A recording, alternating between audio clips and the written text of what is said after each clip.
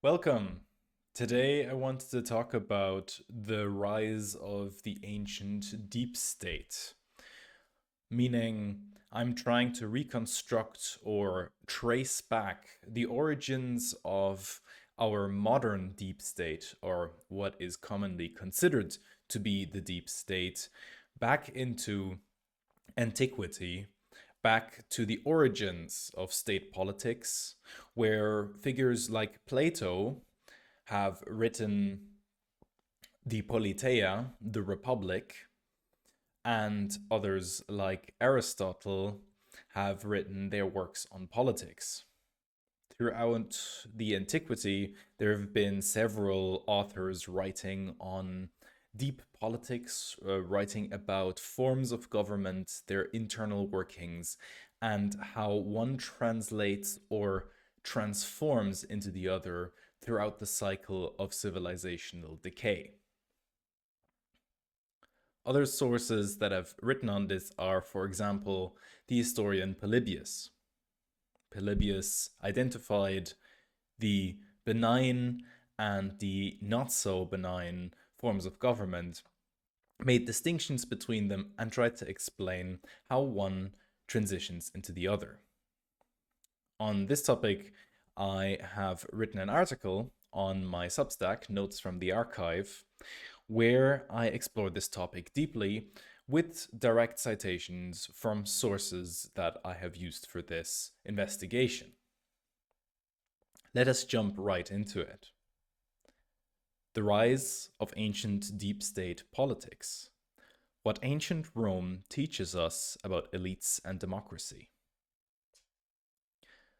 Much of our political tradition rests on the shoulders of classical antiquity. This period, beginning with Homer and ending with Hadrian, can be seen as a historical anomaly, a period of unprecedented innovation, literature, and political intrigues. Other than our modern age, no other period of world history is as well documented and frequently studied as classical antiquity. So, this is quite interesting because we have this period that is closer, in a sense, in its temporal proximity, closer to our age, for example, the Middle Ages. But during the early Middle Ages, especially, there are not many sources that we can trace back to that time. So there isn't much production of written works during the early Middle Ages, and hence our attempts at reconstructing what life was like back then is more difficult to achieve than in the phase before that, which was the classical antiquity. So, for example, ancient Greece and ancient Rome. These civilizations seem to have been so impactful that succeeding generations preserved their works, most notably Plato and Aristotle. They were preserved in Arabic, they were preserved in Latin, they were translated many times, and interpretations of these writers were transferred similar um, how prophets, books, religious texts are transmitted over the ages. So, for some reason, the political system at that time of classical antiquity, which obviously we cannot generalize, for some reason, that system was able to preserve a more coherent work of literature than the succeeding centuries in medieval Europe. The two dominant civilizations of that era were the ancient Greeks and the Romans. Initially, Rome was one of many city state polities scattered across the Mediterranean, each being closely associated with the wider Greco Phoenician world of merchant and military networks. In retrospect, Athens, Sparta, and many of the Greek city states that pioneered the development of classical citizenship and democratic government were setting the beginning of a competition among political systems. The clear winner of this clash of political formulas ended up being Rome for a multitude of reasons. So I'm basically trying here to compare classical antiquity, or to analyze classical antiquity as a coherent singular entity by focusing on the polis, the city state. Arguably, we could say Rome was the last grand city state polis model of an empire. And as it began kind of with these states first in the Bronze Age of the Mesopotamian region, but then continuing to Athens, Sparta, Corinth, and a lot of the ancient Greek cities, we find a continuity, a kind of network analysis that we can make about how these systems functioned, which changes fundamentally when we enter the medieval period. To gain an insight into the ingenuity of the Roman system, we need to study what prior to its rise had already been found out by the Greek historian Polybius in his work on political history. Drawing on Aristotle, his primary focus was the institutions of monarchy, aristocracy, and democracy. Aristotle had identified these three forms of government, described them as the rule of one, the few, and the many, as being the fundamental forms of statehood found throughout the ancient world. I would argue that these three systems represent archetypal patterns that reoccur whenever we are dealing with a sufficiently complex political entity with some form of formal power structure. The accomplishment of the Romans was their ability to incorporate all three into a stable polity that was capable of coordinating these various powers towards a common goal. In Rome, we had monarchy represented in three forms. Firstly, the initial monarchy of Roman kings overthrown in 510 BC. Second, the various short-term dictators and military leaders that established Roman dominions across the continent, and finally, third, the imperial throne emerging under Julius Caesar. Furthermore, we have aristocracy represented by the Senate and democracy by the assemblies or plebiscites. In many ways, the republics arising in our more recent centuries represent mere imitations of the Roman system. Without diminishing the accomplishment of Montesquieu or Madison, the Roman Republic had in some ways accomplished a more thorough separation of powers than our contemporary democracies. This was due to the fundamentally separate origins of the Senate and the plebiscites. What I'm basically saying is that the American Empire is a kind of rebirth of Rome in that sense, that you have a hegemonic sphere that transforms the world and its surroundings, which has a lasting impact. And this impact could not go beyond kind of regional power spheres until it became globalized and it was possible for one empire to conquer the whole planet. This fundamentally changes the geometry of empire. What I mean by geometry is empires previously, they would have had a limited territory. And that territory, that limitation means there was always territory beyond its boundaries. There was always something outside on this planet that was outside of that empire. Since we have a globalized system, you could say since the British Empire became hegemonic in 1815, you could say that empires transitioned into something that Negri calls empire capitalized. It's like a new form of imperialism. It's like a networked system as everything has become internal. There is no outside anymore. So, in a sense, whilst you're territorial, the outer boundaries are a relevant factor. But if these outer boundaries overlap, meaning they don't only enclose the earth, but they kind of wrap around, there's a kind of an expansion happening from both sides, and hence from multiple sides as it's wrapping around and wrapping around the globe.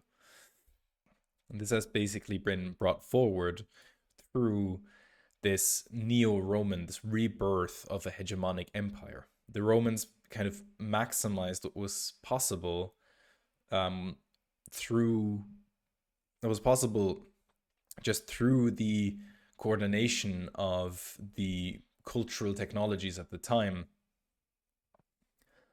but it was limited in its territory, and it had its kind of its shadow side outside of it, which is China, which is Imperial Han China. This was an empire with a larger population than the Roman Empire, with a larger scope, a larger economy.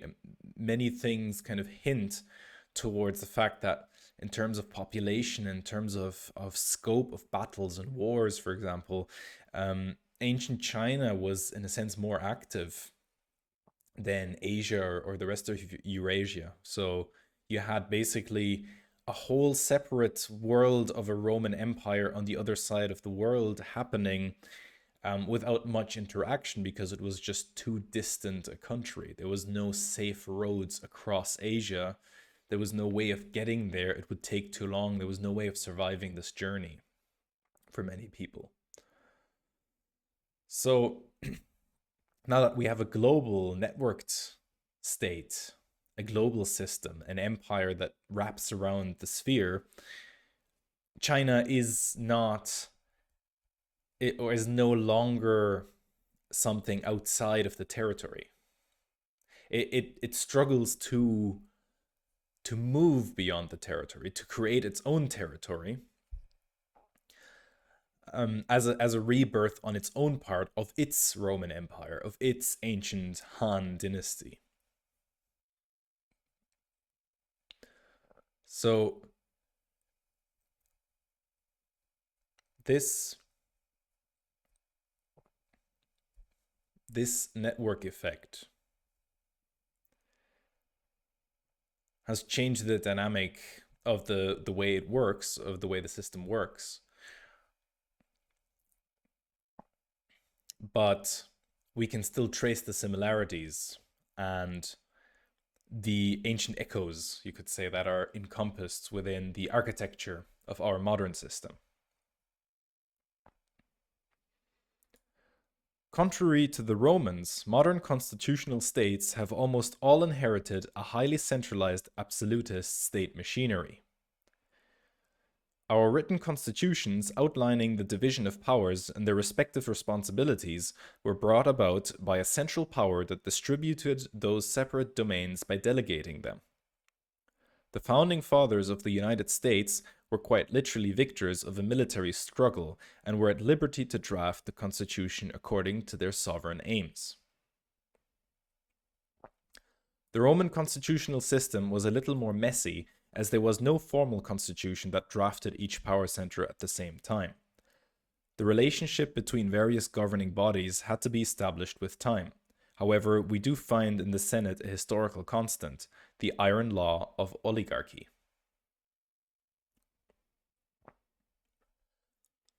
So essentially, you could say ancient Rome actually had a division of powers, unlike our time today, where the division of powers is in a way illusory.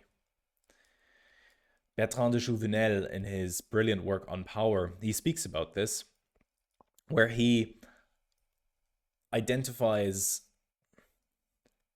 traces in history, or identifies patterns in history, where the amount of power of the state has only kept increasing and kept consolidating and centralizing, despite of any temporary developments. So, for example, if you compare the sizes of armies and in medieval or late medieval battles between kingdoms in Europe, they were tiny. They were maybe a factor of 10 or 20, or a 20th or a 10th of what came afterwards, what came after, especially the French Revolution, where the new states, the Napoleonic state, could raise a conscript army that went beyond what any king of the ancien regime, of the previous regime of France, could have ever imagined. The sovereignty of the people, saying that we represent the people, the will of the people, that kind of sovereignty given to a parliament consolidates power enormously. Because if it is by divine law, for example, by religious law, then there has been historically a separate institution, the church, that was separate from the worldly power, from the king. Since then, we've heard many people speak about the separation of state and church. Separation, however, just means that the church becomes subordinate. It's not the case that you have in European countries, in those, let's say, highest scoring on the democracy scale. There is no chance that a regional church, their local Protestant or Catholic church, would wield a certain independent power that could end up in open conflict with the state, which has happened many times during the Middle Ages. That happened regularly. That, for example, the Pope was at war with the Holy Roman Emperor, with the king. There was a multitude of power centers. There were several different institutions of power, you could say, even guilds, even merchant guilds and crafts guilds wielded their independent power upon society that wasn't necessarily always clearly super or subordinate, above or below the king or the church or other powers. There was no linear way of comparing how much power they had in respect to each other. Emperor Heinrich IV, in his struggles against Pope Gregory VII, he tried to raise an army. He went across the realm. He had to negotiate with each local lord to give him troops and people. And he went to the merchant city of Lübeck in the north of Germany, part of the Hanseatic Society, therefore rich merchants, wealthy merchants, and he begged them or asked them for support, for financial support or mercenaries, and they kind of told him to fuck off. Like they didn't really feel obliged to do everything their king and Holy Roman Emperor says, which kind of shows that this was a very kind of complicated power dynamic there. Today, if a representative of the state came to a merchant, let's say a company, and the representative of the state was just like some staff, some bureaucratic staff with a clipboard, they wield an obvious power, and they have an obvious power advantage over a lot of companies and a lot of private people and institutions. Like, there's no way you can win a fight against your tax office.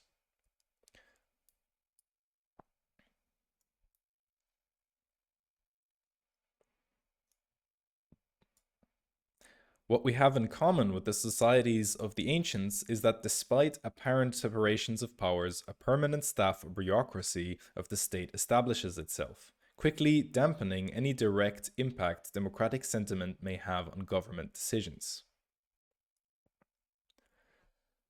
Quote, "In all societies, beginning with the most primitive and rudimentary and down to the most advanced and developed, two classes of people appear, a class that rules and a class that is ruled.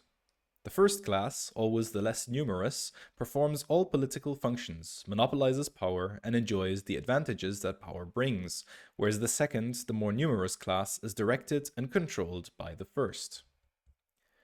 This is known as the iron law of oligarchy. It is referred to as a law because it is not a theory theorizing about whether power dynamics work according to oligarchies where there is a small elite ruling over the majority. It is simply an observation. It is an observation and perhaps even a logical necessity, because in order to speak about power as something in of itself, it needs to include a kind of asymmetry where the ones that are being ruled are different from the ones that rule. And by the pure kind of combinatorics of this, or you could say logical structure of this, you cannot really identify a power structure in of itself or speak about power in of itself if it was only linear connections, like I have power over person B, I have power over person B, they have power over person C, and they have power over person D, and so on, maybe eventually returning back to someone having power over me, so that everyone rules over one other person and they rule over one other person. If you take pure equitable or like equally spread power, it's not something that you can identify as something to study, as in there's nothing you can focus on that'll give you better information about the whole system. Whereas if you have power as a structure and you want to analyze it, then it needs to converge towards certain people, meaning there are a minority of people that have the majority of connections. It's like in a network, every kind of naturally occurring network, if we look at social systems as a network, every one of them has a power law, meaning that there are a few nodes that are highly connected, most nodes are not as highly connected. So even if it is a bell curve, a equitable or kind of truly probabilistic distribution of how many connections a node has, it leads to a very small number basically dominating the entire network, as they are dispersed and placed across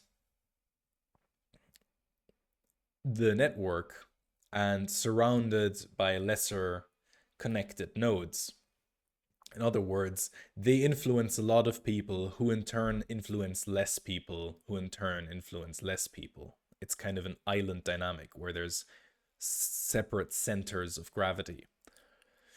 The classical antiquity, the Roman model, is basically one where it is the city-state that rules over the rest. So it is a system of dominance, because something the ancient writers kind of skip or skim over is the idea of slavery, as slaves are kind of regarded as outside of the system. But in fact, in many ways, they allowed or they facilitated this kind of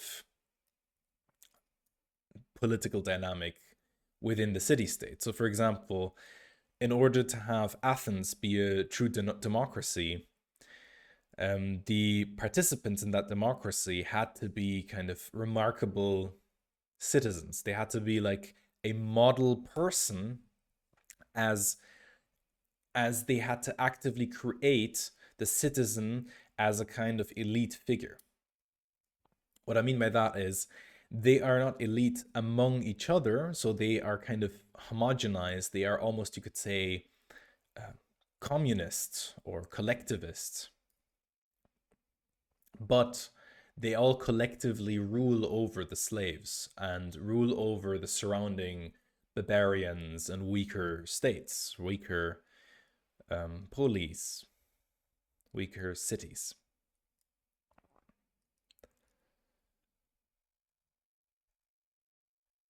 Bertrand de Jouvenel even spoke about how there's a kind of conservation law of power, meaning that if a system provides a lot of liberties to a group, a lot of political freedom to a group, that political freedom is, in a sense, has a cost. It comes at a cost. It requires the intensified suppression of another group that serves to maintain the system. In the case of the early democracies after the first revolutions, this was the working class. The working class was essentially a new slavery, a new system of servitude, as the conditions of work were, in a sense, pretty slave-like, or you could say similar to what certain group of slaves were under.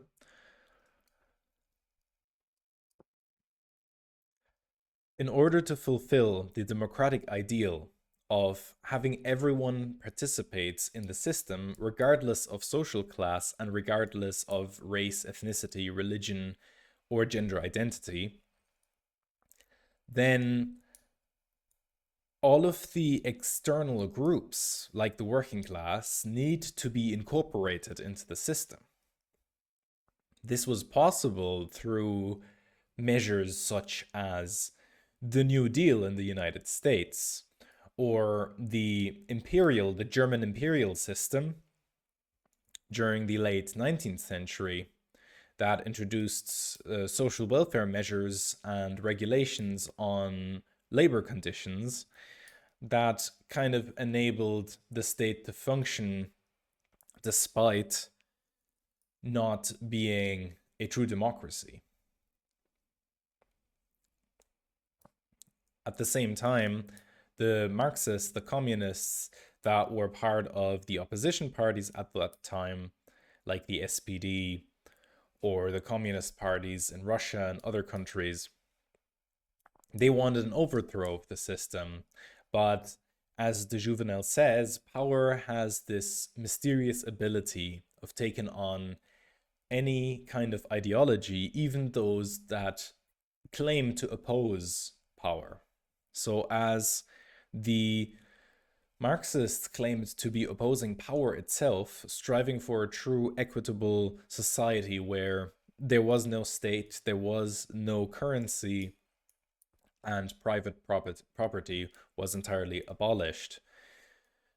This got integrated into the system and became the welfare state of the post-World War era. This comes as a stark repudiation of the likes of Montesquieu and any attempt at bringing about a true separation of powers. Any actual separation would quickly devolve into civil war, and therefore it becomes necessary that each apparently separate institution is staffed with members of the same elite, a group with similar aims and interests. So what happens then when a republic turns into an empire? Polybius, being an astute observer of Greek history, gives us a clear answer. Democracy is a form of disintegration of state power, which paves the way for a competent tyrant to establish a renewed political system under his autocratic monarchical role. He rallies the people around him, channeling democratic forces to his own advantage. The resentment of the masses towards their expired and decadent rulers is satisfied when their new liberator purges the polity of their malignant influence. This is the Caesar phenomenon, you could say, something that people were hoping for in the figure of Donald Trump in the United States. Donald Trump was elected on a position of fundamentally changing the course of government in the United States, bringing about a new era of American greatness that was exclusionary of the rest of the world. In other words, the subjugation of the rest of the planet would be done to benefit the citizens living in the United States. Hence, we have this ancient polis system again, where there's a distinction between the political system, meaning the citizens, these, you could say, generic elites, who are elites over a kind of external entity, which in the imperial case could be workers outside of the imperial center, meaning the imperial center, the imperialist nation, would be able to afford a kind of political liberty and enforcement of liberal democracy at the cost of external societies, which are necessarily or purposefully kept at a non-democratic, or you could say underdeveloped stage, in order to keep costs for resource extraction and production low. This is known as world system theory, where the idea is that there is an imperial center and a periphery, and there's an economic dynamic between the center and the periphery. One dynamic, for example, is that most migration happens into the neighboring countries, but there is a kind of common pull, especially among African nations and Middle Eastern nations, towards Europe, but more specifically towards the center of Europe. They tend to avoid or try and avoid the conditions in asylum camps on the periphery of Europe, like in countries like Greece or southern Italy, but instead want to move towards countries that have a beneficial system or the best conditions of civil equality and, you could say, democratic ideals that you find. These would be countries like Germany, the Netherlands, Denmark, or the Scandinavian countries in general, Norway and Sweden. In other words, there would be the kind of Germanic countries that live out a, you could say, democratic ideal, a democratic ideal of equality and political liberties.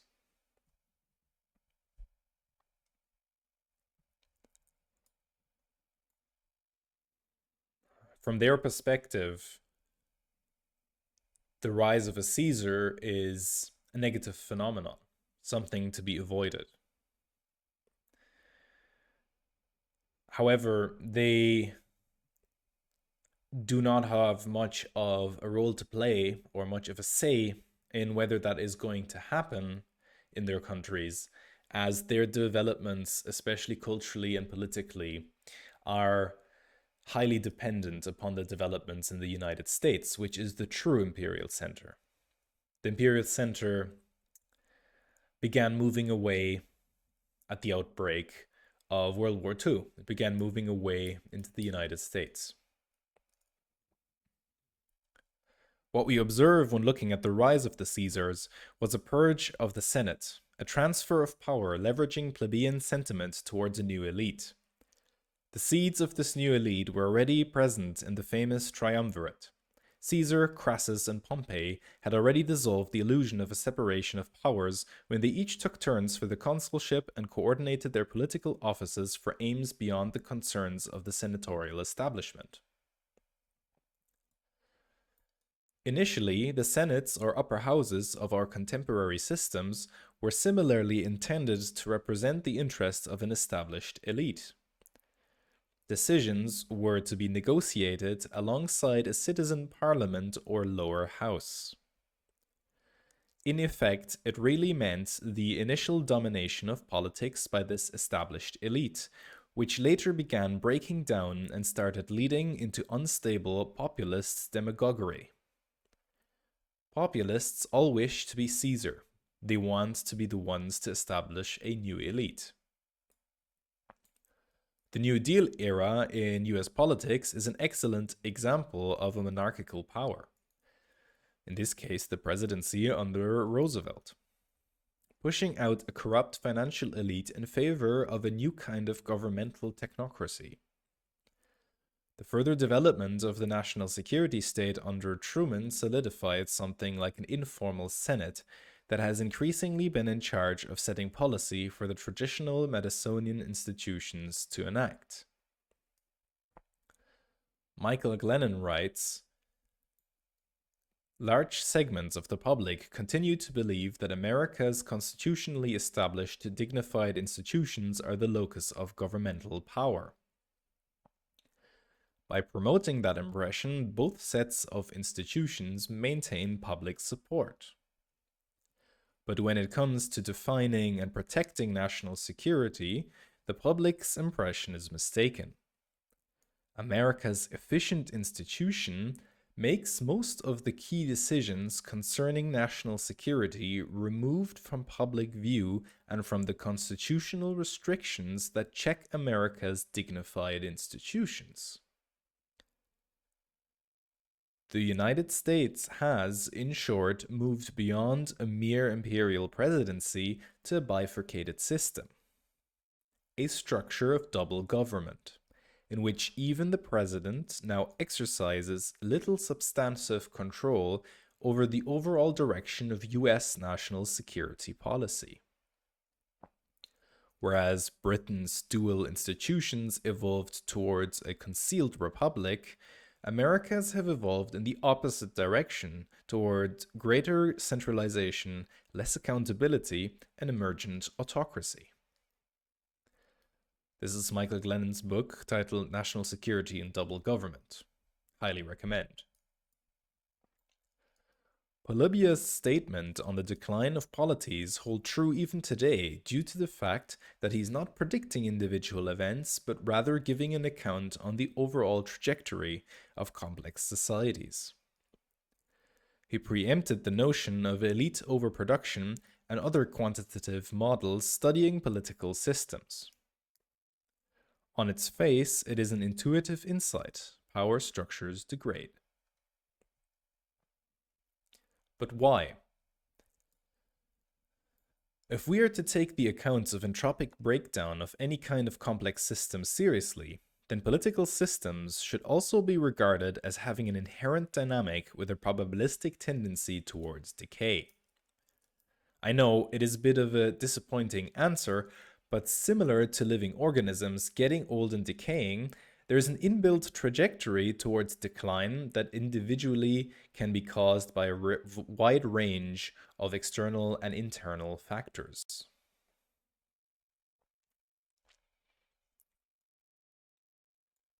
One classic form of entropic disorder is simply dilution. As entropy increases, an ice cube melts and the highly organized water molecules dissipate into the chaotic array of the liquid state. Similarly, elite overproduction means a dilution of the elite by permitting the entry of a growing share of people and thus eroding the exclusivity and selectivity of the ruling class. If everybody is in the elite, nobody is.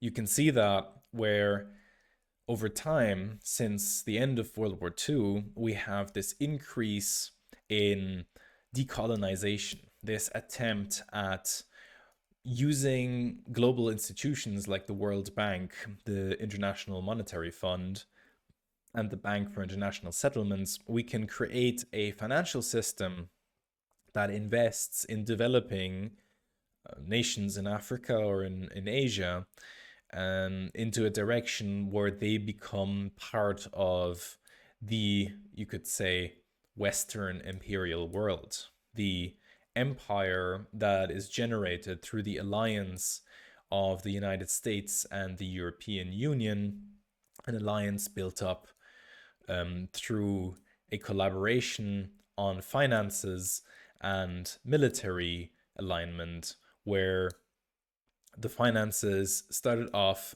being managed, and still to a large extent are, in London, or more specifically, the City of London, whilst military matters were basically taken care of by the United States. However, through the process of decolonization, we witness a double phenomenon, which is, on the one hand, a lot of, you could say, war and chaotic disorder within the developing nations, where groups are taken as governments that serve a kind of imperial purpose, but won't actually contribute to developing those nations. Stiglitz and Michael Hudson, people like that, economists, have described this as a kind of Washington consensus set by the Bretton Woods system, and then, having been adapted, however, remained the same at the core due to the vetoing power of the United States, allowing for many of these countries to not be able to run a kind of developmental infrastructure policy where the state acts as a manager of property, public and private, and the way the resources are controlled. If instead there is a military junta or some other kind of warlord type regime, then that regime is dependent on arms purchases and will be forced into certain frugal investment conditions by the loans they take on from Western countries. This obviously comes alongside many deals that are made. So, in other words, the imperial center exports chaos. Countries are left in destruction because they can become good targets of resource exploitation due to the cheapness of labor, the affordability of extracting those resources and then processing it in the imperial center. This is, you could say, a classical imperial relationship. The other, however, are those countries that kind of achieve a democratic structure that is, at least for a certain trial period, accepted by the West. For example, states like India, Nigeria, of course, Ukraine, they are accepted, whereas parliamentary systems such as those in Russia, in Iran, or in China are rejected due to its inherent lack of democratic standards or democratic principles. The thing is, however, there are nations that are allied, clearly allied with Western nations that have no parliamentary system at all. We are allied, for example, with Saudi Arabia, which is an absolutist monarchy, whilst we are enemies to a certain extent in Europe with countries like Iran, which do have a parliamentary system. And you could say that compared to Saudi Arabia, they are more democratic. So essentially, you have those countries that are military juntas, that are, let's say, weak and small groups that can extract resources in the absolute classic form of slavery, which you can find on the Arabian Peninsula in countries like Dubai and Qatar as well.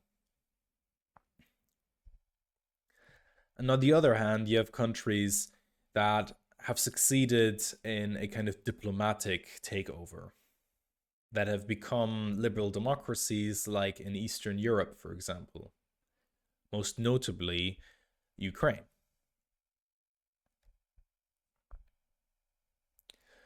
So on the one hand, there are countries that if they maintain a stable system and truly become independent with time, truly demand or assert a kind of sovereignty, then they will start dealing with countries that are opposed to the imperial center, for example, countries like China.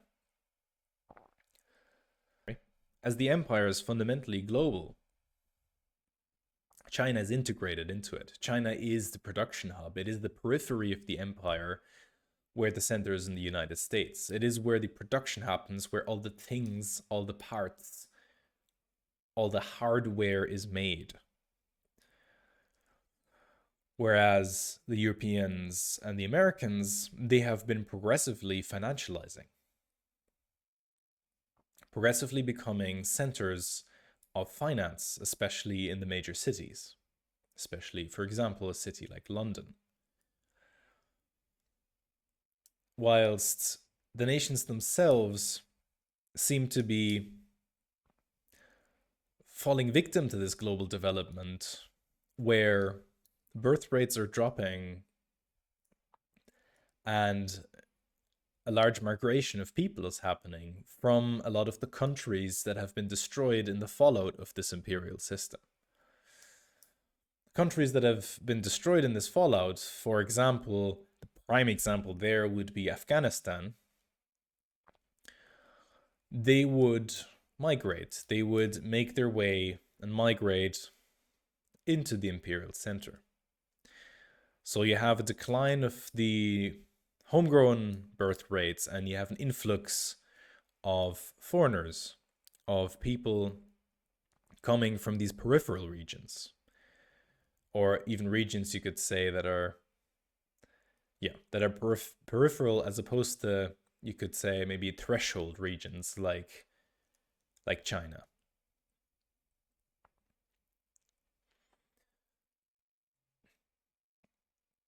This is a process. You can see it, that this is a process where the globe, the whole world, needs to be democratized.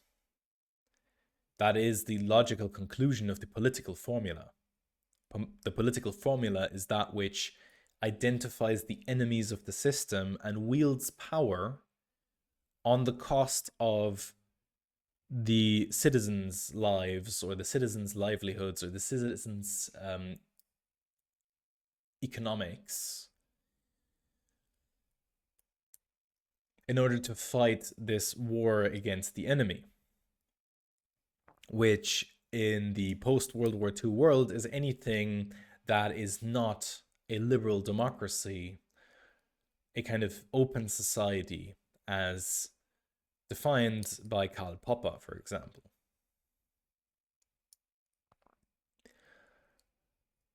Fundamentally, in a global empire, one can only speak of open and closed systems. There is no more a kind of territoriality about empire. An open system means there is fundamentally always a kind of openness to the system, a possibility of transformation to the system that comes from within the system, meaning something outside of it coming from inside. It is this paradoxical threshold region between inside and outside. And when these lines are blurred, when the system is enforced, is taken to its logical conclusion, then citizenship is extended to everyone on the planet. Meaning, in the first step, that is everyone in, or like any person that makes it from developing nations into the imperial center, that makes it from developing nations into the imperial center, any of these people are to be seen as naturalized citizens. Conversely, democratic forces, democratic true representatives of each nation, which can be found, like Ayaan Hirsi Ali for Somalia, or Malala Yousafzai for Afghanistan. You have figures that are within the imperial center that function as representatives of a true democratic version of their home nations, if in the current scenario or in the current situation, their home nations are not democratic but often war-torn, dysfunctional states, like, for example, in Somalia or Afghanistan. Hence, we have the dialectics of empire, the inward and outward motion of an imperial system. And this is essentially the heat energy in the glass with the ice cube.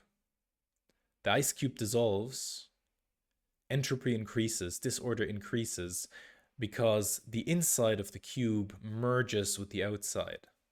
You have a dissolution of boundary, where the ice cube becomes bigger, and at the same time the ice cube dissolves, the water becomes more and bigger as well. They merge and morph into the end stadium.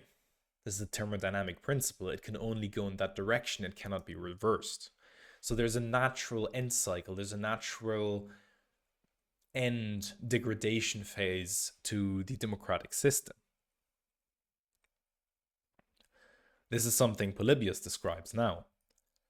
In this case, we are either left with democracy, which breaks down into anarchy and disorder, or the polity manages to radically expand the amount of subjects ruled over by the elites. In antiquity, this feat was accomplished by a rapid influx of slaves that were excluded from the political process. The citizenry then represented the general public in a democratic society, but at the same time a kind of extended ruling elite for the overarching slave society. In a way, there's a law of power conservation, where the freedom of a certain people needs to be counterbalanced by the enslavement of another.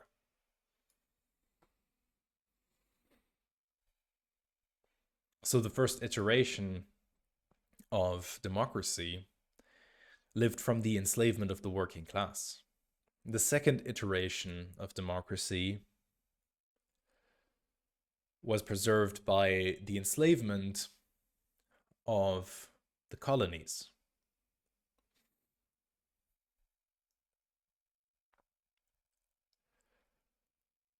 Quote by Bertrand de Jouvenel from his work on power. From the beginning of history, the free man is one who has other men who work for him. Political liberty is the liberty of those who are masters to enjoy their command. Freedom in this sense is not universal. It is a privilege, the fruit of the labor of others and their servitude.